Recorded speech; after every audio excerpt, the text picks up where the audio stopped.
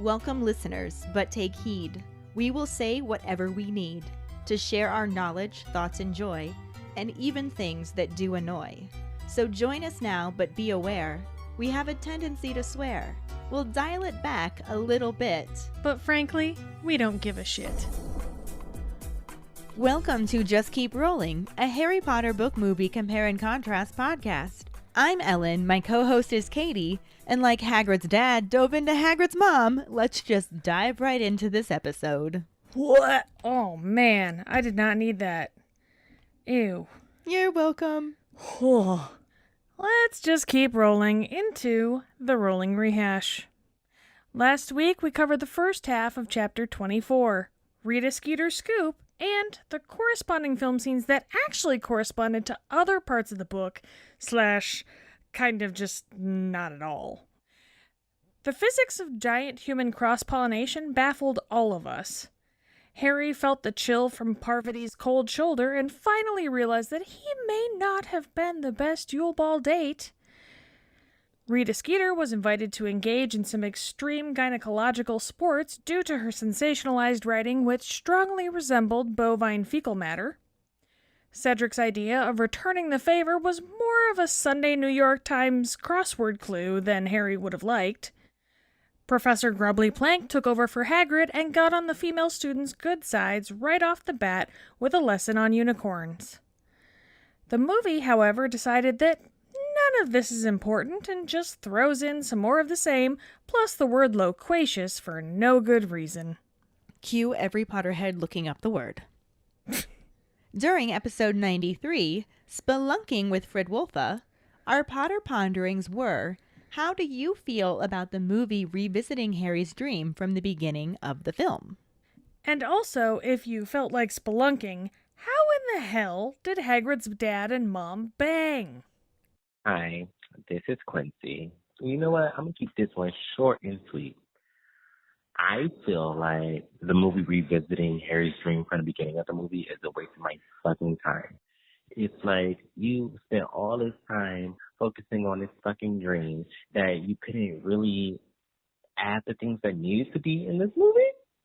You know, just thinking, just spitballing, you know. You could have expanded on the challenges. You could have showed more animals. We could have seen the blasphemous fruit, but no. You want to spend all this time on a fucking dream that you already focused on. I'm confused. I don't know.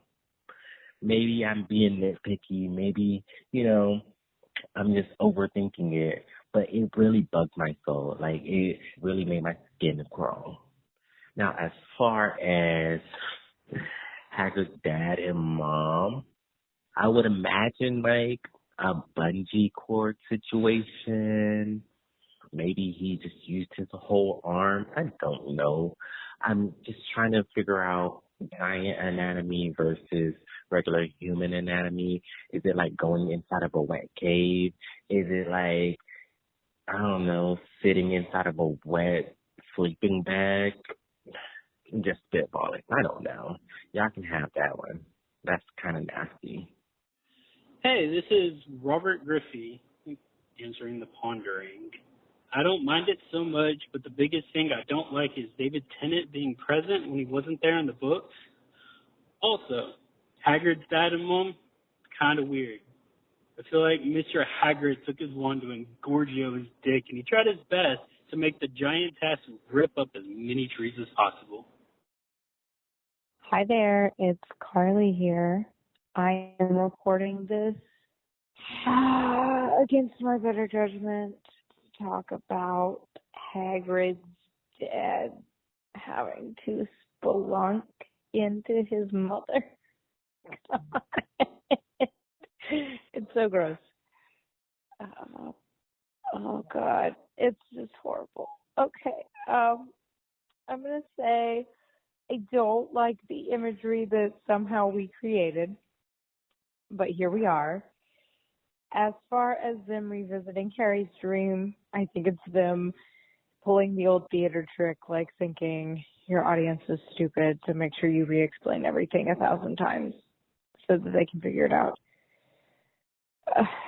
And then I went back and thought about spelunking again, so that's gross. Yeah. It's horrible. Oh my God. Hi guys, Jackson from Australia here. So I guess for the film version, revisiting Harry's dream made sense, but yeah, it doesn't sit well with me. I would have honestly preferred the book, them reading Rita Skeeter's quote unquote article, aka gutter journalism, about Hagrid, and I don't even want to think about Hagrid's mum and dad doing it. No way, no how. Thank you so much to our keepers who called in to share your thoughts. We love hearing your voices. And thank you to those of you that responded on our Facebook page, too. Y'all have such great thoughts, and we love that you share them with us. Definitely. Our trivia question last week was, in the book, what year of school was Hagrid in when his father died? Hagrid tells Harry, Ron, and Hermione that his dad was dead chuffed that he got into Hogwarts and mentions that he is glad he never saw him expelled since he died during his second year. Congratulations goes to Sammy Adams. Woohoo! She's keeping the streak going, now at 3 weeks in a row. I think she's in this for the long haul. We'll see. For now, let's just keep rolling into the second half of Chapter 24. Rita Skeeter's scoop, and that's it, because there are absolutely no corresponding film scenes. Chapter 24, Rita Skeeter's Scoop, Part 2. Halfway through January, there's another Hogsmeade visit, and Hermione is surprised that Harry is planning on going, figuring he would have wanted to take advantage of the quiet common room to work on the egg.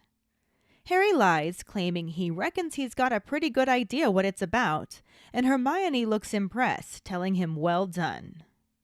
Harry feels a little guilty, but he ignores it, reminding himself that he still has 5 weeks to work out that egg clue, and hoping there's a chance he could run into Hagrid in Hogsmeade. He, Ron, and Hermione leave the castle together on Saturday, and as they pass the Durmstrang ship, they see Victor Krum emerge on deck in swimming trunks. Harry thinks he's mad when they watch him dive right into the freezing water. Hermione thinks it might feel warm to him since it's colder where he is from. And Ron hopefully mentions the giant squid, causing Hermione to frown and insist that Krum is really nice, despite being from Durmstrang. Ron doesn't say anything, and Harry scans the streets for signs of Hagrid, suggesting they go into the Three Broomsticks when he doesn't see him. The pub is crowded as ever, but Hagrid is not there, and Harry gloomily orders his butterbeer, thinking he should have just stayed behind and worked on the egg after all. Hermione notices Ludo Bagman in the corner with a group of goblins and wonders if he ever goes into the office. And Harry thinks that it's really odd that he's in Hogsmeade on a weekend when there is no Triwizard event. Bagman looks extremely strained until he notices Harry when he grins and tells the goblins he'll be back in a bit. He heads over to Harry and mentions that he was hoping to run into him, asking him for a private word. As Ron and Hermione head to find a table, Harry follows Bagman to the end of the bar furthest from Madame Rosmerta. Once there, Bagman congratulates him again on his splendid performance against the Horntail, and doesn't seem in any real rush to get to the real reason he wants to talk to Harry, who knows that he could have congratulated him in front of Ron and Hermione. Harry notices Bagman glance nervously back at the goblins and asks him what they want. Bagman says they're looking for Barty Crouch and then confesses that he doesn't know where he is because he just stopped going to work and his assistant Percy says he's ill and sending in instructions by owl. He asks Harry not to mention anything about it because Rita Skeeter is still poking around and would likely try to turn it into something sinister and say he's gone missing, like Bertha Jorkins. Harry wonders if there's any news about Bertha and Bagman says he has people looking, but there is no word. She definitely arrived in Albania, but has since vanished. He then finally changes the subject to get to the point of wanting to speak privately with Harry and asks him how he's getting on with his golden egg. Harry tells him that he isn't doing too bad, But Bagman seems to realize he isn't being truthful and offers to help him out, since he feels bad that he was thrown into the tournament. Harry casually mentions that they're supposed to work out the clues alone, and Bagman agrees but says they all want a Hogwarts victory. When Harry asks if he's offered to help Cedric, too, Bagman admits that he hasn't and explains that he has taken a liking to Harry. Uncomfortable by the situation, Harry declines his offer and insists that he's nearly there with the egg. Bagman looks like he wants to argue, but they're interrupted by the arrival of Fred and George, who offer to buy him a drink. The twins look disappointed when Bagman says no and hurries out of the pub, soon followed by the goblins. Harry rejoins Ron and Hermione and fills them in on what he talked about with the tournament judge. Hermione is shocked that he would do that, also wondering if he's offering Cedric as much help, which Harry confirms he isn't. Ron doesn't really care, so Hermione changes the subject to comment on the goblins. Harry explains that they are supposedly looking for Barty Crouch, who is still ill and hasn't been into work. Ron jokes that Percy's probably poisoning him, and Hermione gives him a don't joke about that look, before commenting on how weird it is that goblins would be looking for Crouch. Harry thinks they maybe need an interpreter, and Ron asks Hermione if she's now worrying about poor ickle goblins and thinking of starting up SPUG, Society for the Protection of Ugly Goblins. Hermione gives a sarcastic ha ha ha and points out that goblins don't need protection because they are very clever and capable of sticking up for themselves, unlike house elves. Ron then notices that Rita Skeeter has just entered the bar with her photographer, buying drinks and making their way to a table near the trios. They can hear them speculating about why Ludo Bagman did not seem keen to talk to them, and Harry loudly speaks up to comment on how she's trying to ruin someone else's life. Unfazed, Rita is delighted to see Harry and invites him to join them. Harry refuses and furiously asks her why she wrote that article about Hagrid. She starts to respond with a comment about her readers deserving the truth, but Harry cuts her off to shout that there's nothing wrong with Hagrid. The whole pub is silent, and Rita pulls out her quick quotes quill and asks Harry for an interview about Hagrid and their unlikely friendship, wondering if he would call him a father substitute. At this point, Hermione stands and tells her that she is a horrible woman who doesn't care and will do anything for a story, no matter who it hurts, even Ludo Bagman. Skeeter coldly calls her a silly little girl and tells her that she knows things about Bagman that would make her hair curl, not that it needs it. In response, Hermione just beckons Harry and Ron to leave with her. They walk out with many people staring at them, and Harry glances back to see Rita's quill zooming back and forth over a piece of parchment. Ron warns Hermione that she will be after her next, but Hermione defiantly declares for her to try, and insists that she will show her that she is not just a silly little girl. Ron continues to try to convince her that she shouldn't mess with the reporter, but Hermione is fervently insisting that she can't scare her into hiding, and continues striding along, saying that Hagrid isn't going to hide anymore either. She begins running back to Hogwarts and straight to Hagrid's cabin.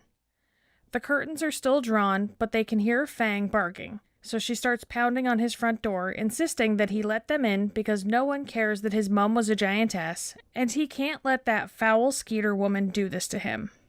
As she continues to beat on the door and yell for him to come out, the door opens. She starts to say it's about time, but stops when she finds herself face to face with Albus Dumbledore. The headmaster greets them with a good afternoon, and when Hermione meekly says that they want to see Hagrid, his eyes twinkle as he says he surmised as much. He invites them in, and they find Hagrid sitting at his table, looking a real mess. His face is blotchy, his eyes are swollen, and his hair looks like a wig of tangled wire. Harry says hi to him, and when Hagrid hoarsely returns the greeting, Dumbledore magics more tea onto the table and asks Hagrid if he by chance heard what Miss Granger was shouting. Hermione turns pink, but Dumbledore continues speaking, saying that Hermione, Harry, and Ron still seem to want to know him, judging by the way they were attempting to break down the door. Harry jumps on this and tells Hagrid that of course they still want to know him, reassuring him that they don't care about anything that Skeeter cow would write about him. Hagrid tears up and Dumbledore mentions all the letters that he got from parents who remember him fondly. Hagrid points out that they don't all want him to stay, and Dumbledore tells him that he will be in his cabin for a long time if he is looking for universal popularity, using all the letters he has gotten complaining about how he runs the school as an example. Hagrid croaks that he isn't half giant, and Harry speaks up again to remind him who he has as relatives. Hermione quietly tells Hagrid to come back and teach. They really miss him, and Dumbledore stands, saying he refuses to accept his resignation and that he expects him to return to work on Monday and join him for breakfast in the Great Hall at 8:30. No excuses. He leaves and Hagrid begins to sob, calling the headmaster a great man as Hermione pats his arm. Ron asks if he can have one of the cakes, and Hagrid tells him to help himself. He pulls himself together after that and comments that his dad would have been ashamed of how he was behaving, then gets up to get a picture of his dad out of his dresser to show the trio. The picture shows a small man sitting on top of Hagrid's shoulder. He is already a good 7 or 8 feet tall, though he hardly looked any older than 11 years old. Hagrid tells them that it was taken just after he got into Hogwarts, and his dad was so pleased that he got in, worried he wouldn't be a wizard because of his mum. He admits that he was never great at magic and grateful that he never saw him expelled, since he died during his 2nd year. He tells them that Dumbledore was the one who stuck up for him and got him the gamekeeper job because he trusts people and gives them second chances. He knows that people can turn out okay even if their families aren't, even if some don't understand that. He continues on, saying that some would prefer to pretend that they just had big bones, rather than stand up and say that they aren't ashamed, and that his dad always told him never to be ashamed. Some will hold it against you, but they aren't to be bothered with. Hagrid says his dad was right and calls himself an idiot, saying that he won't be bothering with her no more. Harry, Ron, and Hermione look at one another, hoping they don't have to admit that they overheard him talking to Madame Maxime.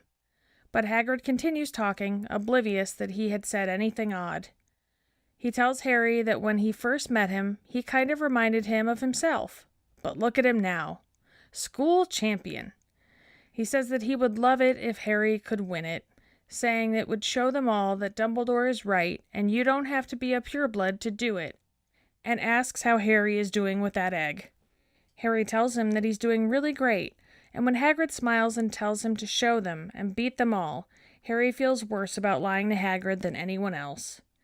He goes back to the castle later that afternoon and decides that it is finally time to shelve his pride and see if Cedric's hint is worth anything. As there are no film scenes, we are just going to dive right into discussing the book chapter, or this half of the book chapter, I should say, since we did the first half last week.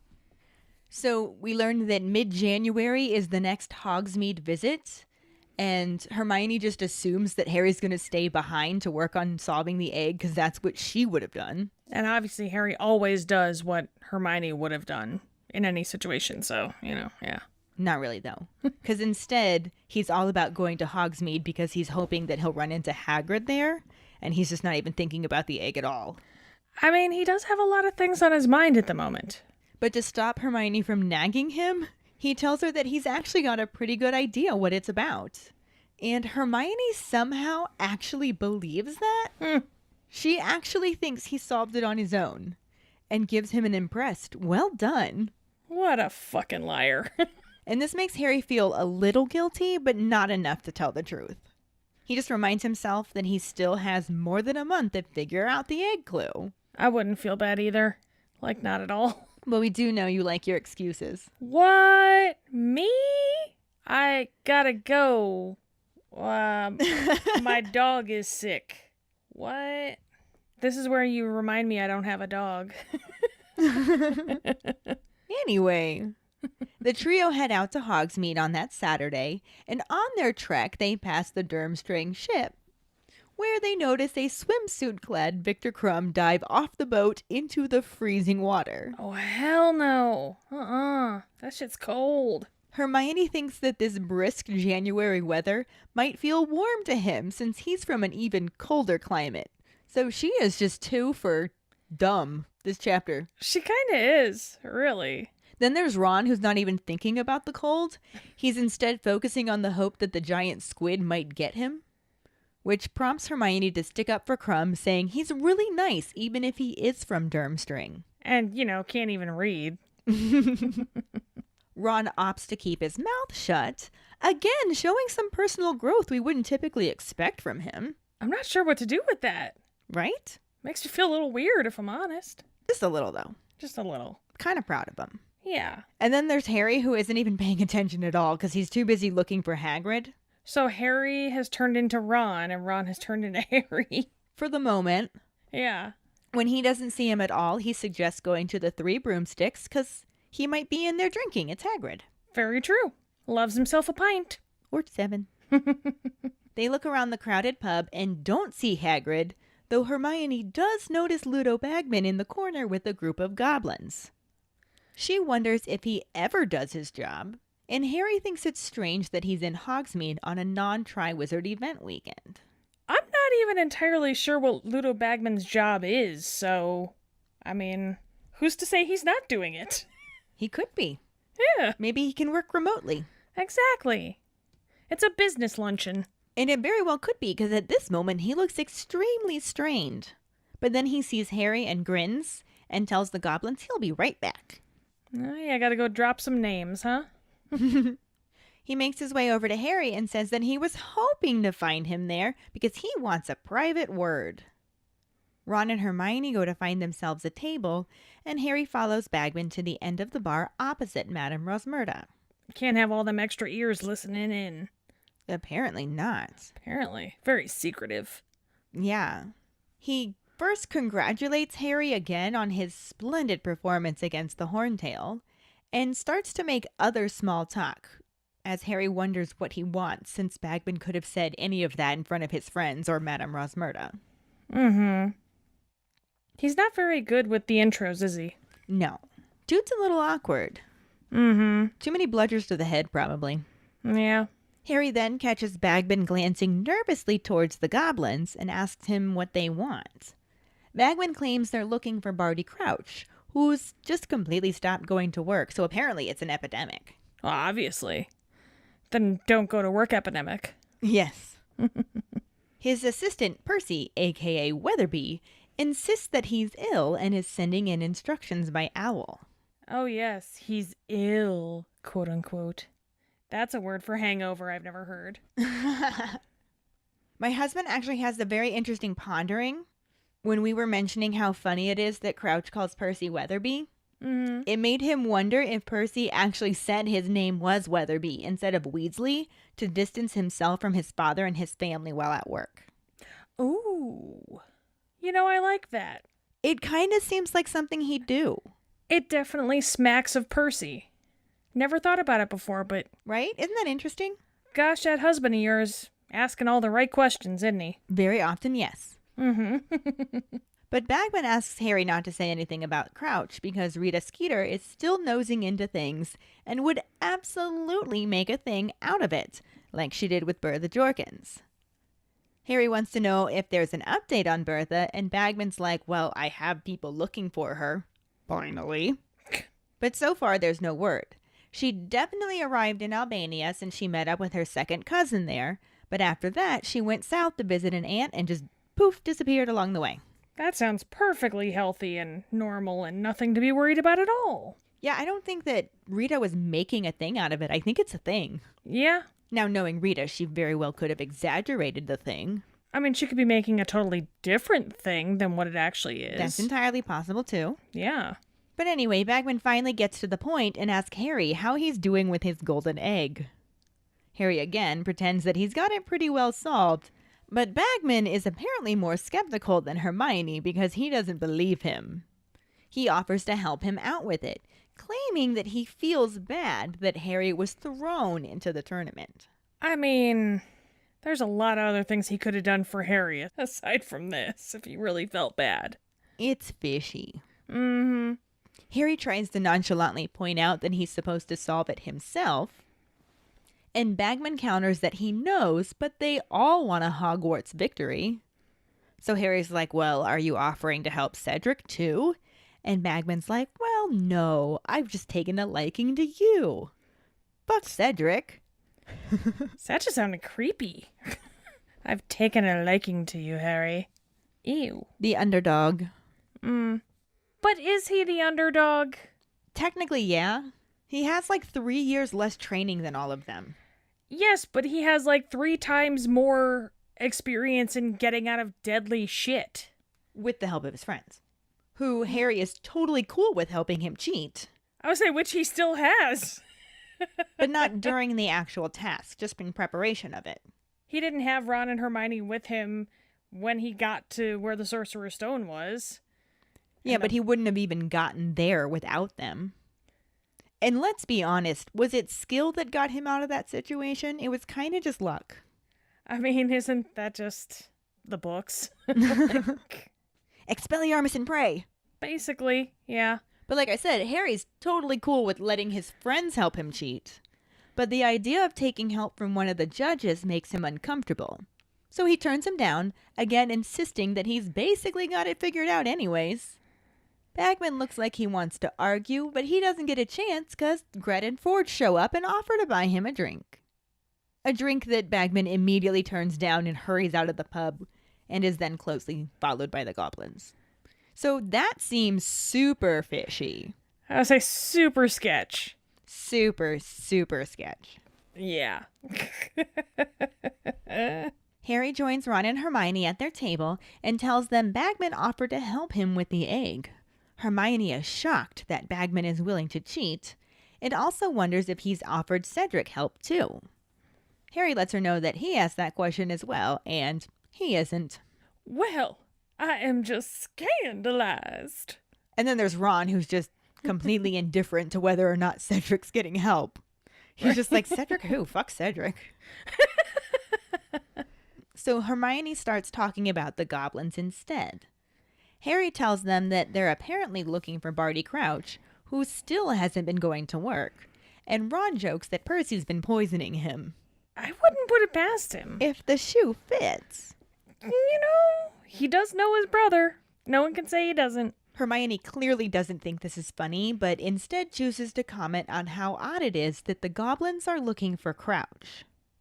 Harry wonders if maybe they're looking for an interpreter, and Ron asks Hermione if she's now worrying about poor ickle goblins and thinking of starting up SPUG, Society for the Protection of Ugly Goblins. Which was our trivia question from 2 weeks ago, because we didn't originally realize we were gonna need to split chapter 24 into 2 parts. Yep, but it was a long chapter. It really is. I just thought that without movie scenes so much it wouldn't be necessary, but there is just a lot to talk about. Right? Anyway, Hermione just sarcastically says, ha ha ha, though she can't resist also pointing out that goblins don't need any protection because they're very clever and don't have any issues sticking up for themselves, unlike house elves. Wow, that's kind of a dig at house elves. Shit. I don't think she meant it as a dig. They really don't stand up for themselves. I know, but I mean, it just... Like, look at Dobby. He closes his own hands in the oven. Well, alright, yeah. Poor Dobby. Oddly enough, they are saved by Rita Skeeter from this conversation. That's weird. Ron sees her come into the bar with her photographer and points her out as she buys drinks, and they make their way to a table that's not far from them. Huh. They're loudly speculating about why Ludo Bagman didn't want to talk to them. Because why would he? Right. And hot-headed Harry loudly asks if she's trying to ruin someone else's life. Ooh, burn. No, this has zero effect on Rita, who's simply delighted to see Harry and invites him to join them. Oh, of course. Naturally, Harry refuses and furiously yells at her about the article she wrote about Hagrid. I mean, bitch has it coming. That's for damn sure. Especially since she starts to reply with some bullshit about her readers deserving the truth.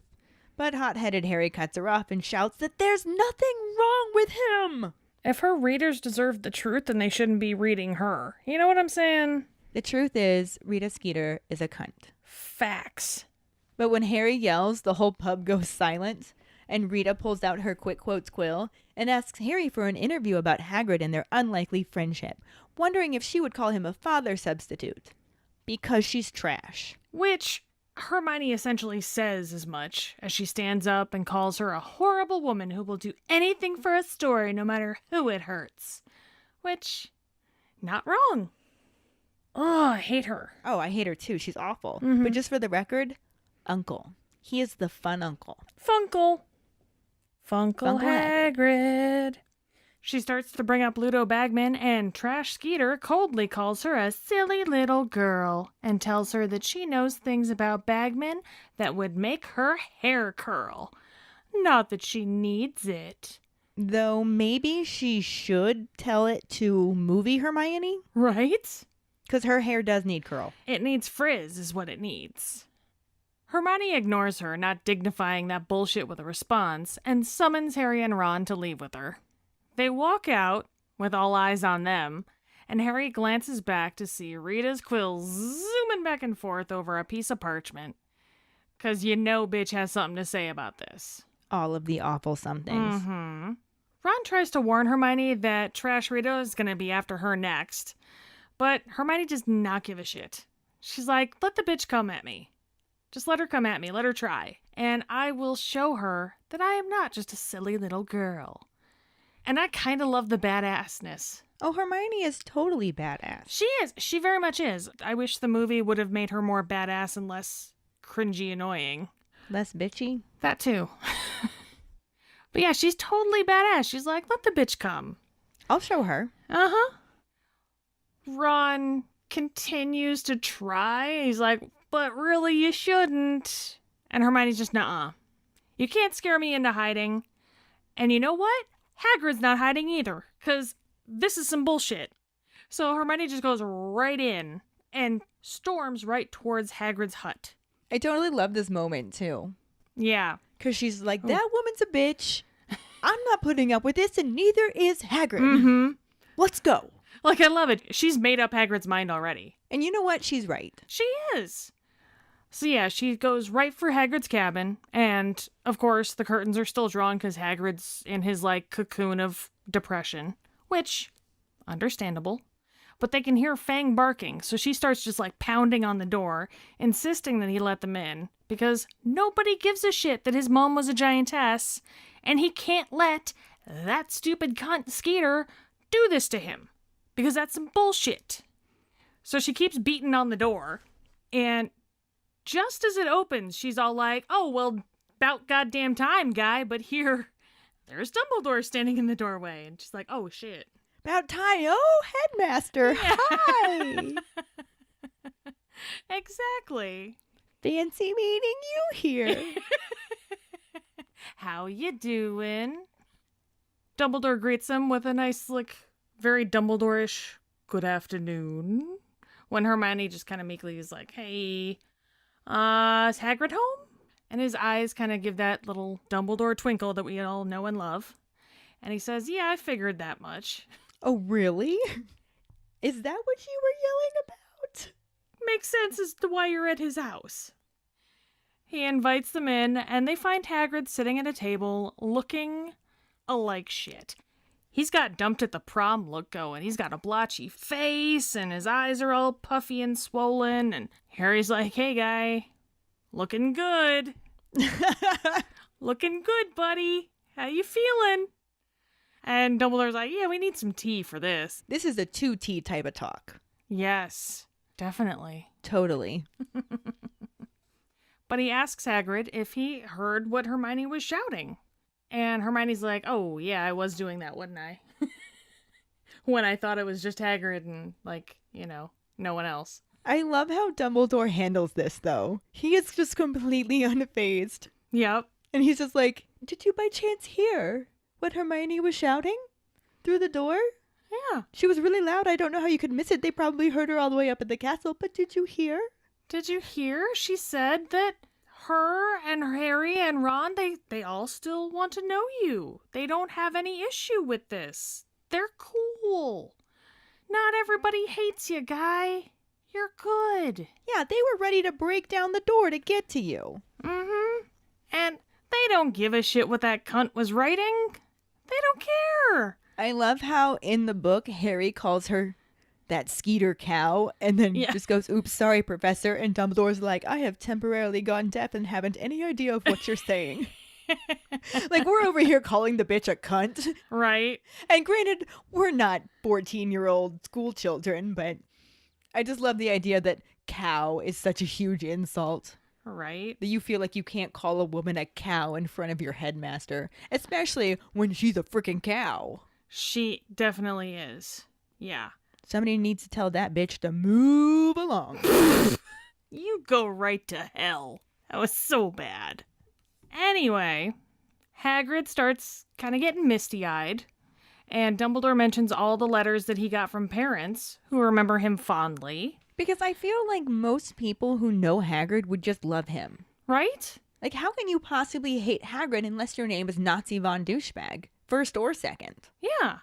To think there aren't, like, generations of parents who only know that their child went to school all of these years with Hagrid being the groundskeeper. Nothing bad ever happened to them. Why would they think that he would be any danger to their kids? If no complaints ever happened until after this none of their business situation was leaked, then there wasn't a problem. Exactly. You know, I'm willing to bet that there were more letters in favor of Hagrid than against him. I would think so too. It's just so sad that Hagrid's like, but not everybody likes me. Oh, baby, not everyone's gonna. Yeah, especially since even Dumbledore was like, yeah, I still get hate mail. Uh-huh. If you're holding out for universal popularity, you're going to be in your hut for a long-ass time. Just saying. Dumbledore's wise. Oh, yeah. He knows what he's talking about. Like, not everyone is perfectly loved by everyone else. It's just a fact of life. To which, of course, Hagrid reminds Dumbledore that, well, you know, you're not half giant. And Harry speaks up again to remind him who he has as relatives. Honestly, I would rather be related to a giant than the Dursleys. Seriously. I'm just saying. Yeah. I would rather be related to a giant than Rita Skeeter. I'm sure we could pick a bunch of people. Oh, yeah. So this brings Hermione to ask Hagrid, well, almost beg him, to come back and teach because they really, really miss him. And I'm sure that Hermione's, like, gonna miss the unicorns. But let's face it, she missed Hagrid more. Oh, yeah, for sure. Mm-hmm. And Dumbledore then just comes up and he's like, yeah, by the way, you're not getting out of your contract, so sorry, bub. You gotta keep on teaching, so that's a thing. And I expect you to be there on Monday, 8:30 a.m. sharp. Because if not, I'm coming down here and I'm kicking your ass out of bed myself. Yeah, I love that Dumbledore hears Hermione just come back and teach Hagrid. And he's like, well, there's nothing I can say that's going to convince him better than this, so peace out. Yeah. They got this. Right? Dumbledore knows when to make an exit. He also knows how to make an exit. Well, there's that too. And we'll end up talking more about that in future episodes for sure. We will. Because he has some good exit moments. But of course, this all makes Hagrid begin to sob, just like I did reading this. And I'm sure everybody else did. Mm-hmm. But he starts calling Dumbledore a great man. And Hermione pats his arm, and I just picture her little tiny hand on his big ol' arm. Right. I feel like she could only reach his elbow. Right? Even with him sitting. And, of course, Ron, being Ron, asks if he can have one of the cakes that Hagrid has there, and Hagrid, of course, tells him to help himself. I just love in that moment, Ron's like, I don't know what to say. Can I eat? Exactly. But yeah, I think that kind of pulled Hagrid back to reality a little bit, because he pulls himself together after that. And he says that his dad would have been ashamed at how he was behaving, which I don't think is true, by the way. I think his dad would have loved him no matter how he reacted. But he then gets up and he shows the trio a picture of his dad that was in his dresser. And it shows a little guy sitting on top of Hagrid's shoulder. And it's just adorable. It's actually the little picture on the chapter heading. Mm-hmm. He's like wearing this big brimmed hat, and Hagrid is like just this big kid. Like, it's the only way you can describe him. And I love it. And he's probably about 7 or 8 feet tall with a fully grown man just right there perched on his shoulder. I love it. Nice little reminiscent moment of how he was able to pick him up and put him on a dresser. Mm-hmm. Picked him up and put him on his shoulder. Yep. Hagrid tells them that it was taken just after he had gotten into Hogwarts, and his dad was so pleased that he got in, because he was real scared that he wouldn't, because his mom wasn't a wizard, as we know. Nope, she was a giantess. She was. He admits to them that he was never really, great at magic, but his dad was really still proud of him, and Hagrid was just grateful that he never saw him expelled, since he passed away during Hagrid's second year. Which was our trivia question. It was indeed. He then tells them that Dumbledore was the one that got him the gamekeeper job because Dumbledore believes in giving people second chances, and he stuck up for Hagrid, and he knows that people can turn out okay. They aren't who their families are, you know? But a lot of people don't get that, and a lot of people suck. Which is a shame, because nobody should be judged for their family. Right? Especially if they make no outward appearance that they are anything like their family, you know? Right. But then he goes on to say that some people would prefer to just pretend that they have big boons. And, I wonder who he's talking about there. Harry and Ron and Hermione know. They know. Do they know? How did they know? What? Were they dropping eaves? Well, Harry and Ron were dropping eaves. True. They were hiding in the bushes dropping eaves. True. But they didn't mean to drop the eaves. The eaves were dropped accidentally. They slipped out of their little buttery fingers. And I love that they were like, oh God, oh God. Please don't make us have to admit we overheard. Just play dumb, play dumb, play dumb. And right. Hagrid didn't even realize he had said anything weird. So it was funny though. Right. But yeah, Hagrid just keeps on talking. And he tells Harry that when he first met him, he kind of reminded him of himself. But look at him now. School champion. You're a wizard, Harry. You're a wizard, Harry. You're a champion, You're Harry. a school champion, Harry. I love it. I love how much of a cheerleader Hagrid is. Yeah. Little Funkle Hagrid. But he says that he would love it if Harry could win it, saying it would show them all that Dumbledore is right and you don't have to be a pureblood to do it. And asks, while we're on the topic, how you doing with that egg, guy? He's been asked that question so many times this day. He has, and he's lied about it every time. Including this time. Mm-hmm. Yeah, he tells him he's doing really great. It's awesome. And, of course, when Hagrid just looks at him and smiles and tells him to show him and beat them all, Harry's just like, and now I'm an asshole. And this is the moment where I feel bad about lying. Mm-hmm. Because it's to Hagrid. It's to Hagrid, and Hagrid is literally outpouring all of this positive energy for him, even though Hagrid himself feels like shit. Right? And Harry's just there bold-faced lying. Right, and he lied to Hermione so she wouldn't nag. He lied to Bagman because he was being a total creeper. But lying to Hagrid? Shame, Harry. Shame, shame, shame, shame, shame. Facts.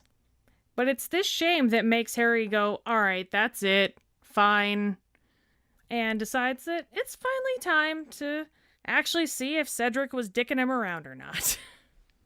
Gee, I wonder what he'll try next. Maybe taking a bath? Maybe Stay tuned next week. We'll see. mulling things over in the hot water. Perhaps that would work. So this is where we're going to end our compare and contrast section. And there wasn't really anything in the movie to compare or contrast, so there's that. But there were a couple things that were contrast adjacent. Compare adjacent even, too. True, yeah. Like how Hermione said in the movie that Harry had told her he already worked the egg out. Mm-hmm. In the book, we actually see Harry telling her he worked the egg out. Yeah. And then she gets all huffy about him not actually finishing it. Which is next chapter, so we'll talk more about that next week. Mm-hmm. We don't get to see a Hogsmeade visit. Nope. Which also leaves out getting to see Ludo Bagman and the goblins. Mm-hmm. Though we never got to see Ludo Bagman or goblins since the first trip to Gringotts, so... Yeah, they're not really... Don't even know what you're missing there. They're not really there, yeah. Right. The biggest thing that was missing was the entire absence of the controversy surrounding Hagrid being half-giant. Yeah, I really missed that. I did too. It gave Hagrid so much more development. It really did. And it showed a different side of him, too. He's just so undeveloped as a character in the movies. Mm-hmm. And this was really this was Hagrid's time to shine, kind of. Yeah, the movies played him out more to be kind of a big dumb oaf. I shouldn't have said that. Right? Yeah, that was like all he ever really said. And grabbing Madame Maxime's butt. So he was a horny big oaf. Right. But the movies didn't really show his warm and tender side. He was... Yeah. The closest it got to that was when he talked about his dad to Madame Maxime in the movie, which is not how it happened in the book. But it wasn't warm-hearted like it was in the books. And then it just led to Maxime picking snacks out of Hagrid's beard. Beard snacks. Beard snacks. Yeah, it was a strange, almost romantic moment as opposed to the moment that shows Hagrid's tenderness. Yeah, definitely. And even to be a reader, before it's like fully explained, you're like, oh, the way she's reacting, that might not be a good thing. Right. Half giant must be a bad thing if she's being really like uppity about it and denying super hard like this, you know? Whereas they never even put half giant in the movie. Yeah. Just the kind of implication that something was there. Yeah. Never said what it was. And I missed that. And I especially missed the controversy because of how much it showed us Hagrid from a different perspective. Not to mention we got to see how great of a man Dumbledore can be too. Mm-hmm. Because he can sometimes be a controversial character as well. Yeah. And it's nice seeing him through Hagrid's eyes because he's clearly a hero to Hagrid. Mm-hmm. Oh, Hagrid definitely looks up to him, for sure. And you get that in the movie, but you don't get why. Like, you don't see it for yourself. Mm-hmm. To where it almost just looks like blind following from Hagrid. Right. And there's very good reason for it that doesn't get explained well enough in the movies. Very true. So I was bummed this chapter was left out. Yeah. And then later on, spoiler alert, when Dumbledore sends Hagrid to go talk to the giants, I'm just realizing in the movie they never explain why Hagrid is chosen to go talk to the giants. Yeah, we'll definitely be talking more about that when we get there, but woo, plot hole. Right? Oh, and then his half-brother. When Grop shows up and you're just like, wait, what? Yeah, plot hole. Why is his half-brother so much bigger than he is? And again, we've read the book, so we know why, but this is all the lead up to it that you don't get. I mean, that's the 6th movie, which is just a dumpster fire anyway, so... Well, yes. Let's go back to the 4th book and movie, which is where we are now. Yes. And we'll talk about that later. I'm missing the setup now, and I'm upset about it. It's funny how some of these things I never really think about until we started looking into it in more depth. Mm-hmm. And kind of trying to see the movies through the eyes of someone who hadn't read it before. Yeah. But I think this would make a good pondering. I'd love to know what our keepers think about how this whole part was left out about Hagrid. Definitely. As there were no movie sections, there are no actors to talk about. Not so much. We're just going to jump right ahead to our Potter Pondering. Mm-hmm. Which is, how do you feel about the movie leaving out Rita Skeeter's article about Hagrid and all of the aftermath of how it affected him? Find the post on our Facebook page and share your thoughts. Or call us at 216-526-6792 and leave your response as a voicemail. Make sure you start off telling us your name and then go into your answer. We really look forward to reading and hearing them. And for those of you keepers that live in a different country, if you don't have WhatsApp or can't get something like that working, you can also just record it into your phone and then email it to us at justkeeprolling@gmail.com. That's how Jackson sent us his that's in this episode. Yay! I loved hearing his voice. I know, I was so excited. This will bring us to our Sorting Hat story, which is from our current trivia champion, Sammy Adams. She writes, "My house is Hufflepuff, but sometimes I get Ravenclaw. My wand is laurel wood with a dragon heartstring core, 10 1/4 inches, and rigid flexibility. My Patronus is an otter." Otter. I think I was in 5th grade when I first got into Harry Potter. I felt like I had read every other book in the house, and I was searching for something, anything to read.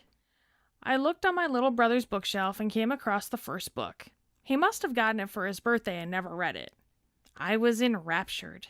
I quickly found that there were 2 other books out and begged my mom to get them. I devoured them and reread them all while waiting for the next book. I then got my little brother interested in the book, and he read it too. In middle school, when Goblet of Fire was coming out, I had a sleepover, and my friends and I went to the midnight release for the book. We rushed back home after and all stayed up late reading it. I remember the 5th book came out while my family was taking a vacation, and it rained so much we couldn't do anything but stay in the house. I think it was my dad who trekked out to the store to get the book, and I read it in just a few days. It's been like that ever since. Before each of the books or movies would come out, I would reread all the previous books or rewatch the movies. I feel like I grew up with the characters. They were there for me whenever I needed an escape from the big emotions of growing up. Now that I have my own kids, I'm so excited to be able to share it with them. My 10-year-old, August, is an especially big fan. He read each book and then we watched the movie after. He's the one that found the podcast and got me into it. He desperately wants to take his official sorting hat quiz. I'm trying to be a proper witch and make him wait till he's 11. On an unofficial quiz, he's Gryffindor, which I think is appropriate. Anyway, we're both so happy to be keepers and love listening to the podcast. It's been a while since I've reread the books, what with being mom to my brood of 4, but listening to the podcast is so fun and makes me want to find the time to read them again soon. Aww. I like her. Right? Thank you so much for sharing your sorting hat story with us, Sammy. We are so excited to have you and August listening. As soon as he is officially sorted, you'll have to send us his story too. Yes, definitely. And if any of you other keepers out there listening would like us to read your sorting hat story on a future episode, you can email it to us at justkeeprolling@gmail.com. Let us know your house, wand, Patronus, how you got into Harry Potter, and anything else that you might want to share with us. Or you can just message it to us over social media.